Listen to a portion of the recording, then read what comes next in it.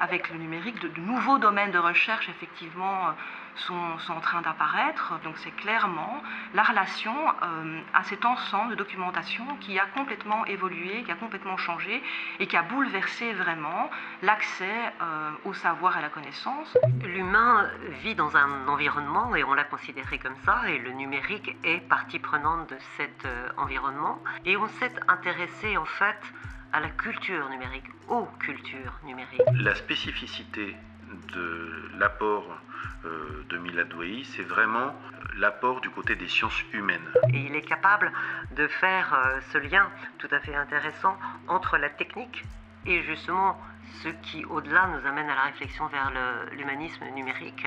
Pour décrire la culture numérique, il y a besoin de faire ce chemin-là. Il y a besoin notamment de ne pas la raconter comme une culture toute neuve. On a une longue période d'adaptation, une évolution lente, progressive, mais en tout cas certaine. En n'allant pas si vite, nous sommes arrivés aujourd'hui à un moment qui change beaucoup de choses.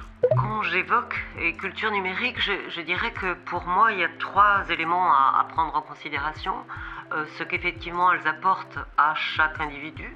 Il faut penser aussi ces mutations, ces révolutions du numérique en termes de transformation de notre société. Les faits culturels vont nous renseigner sur cette culture en même temps que nous avons à la reformuler pour en faire davantage une culture commune.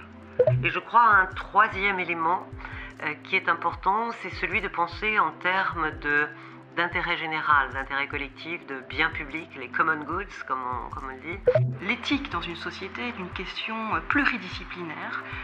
Chaque acteur dans les questions de savoir et de positionnement sociétal doit travailler en collaboration pour effectivement développer une position commune par rapport à l'utilisation des données, par rapport à ce qui va être accessible, par rapport à un accompagnement, oui ou non, des publics. Pour avoir cette jeune humanité qui porte ces valeurs d'un nouvel humanisme numérique, pourquoi pas, c'est cela qu'on essayait de définir, eh bien c'est très largement des capacités critiques, des capacités de discernement, des capacités de compréhension de ce que sont transparence, loyauté, confiance et responsabilisation de chacun.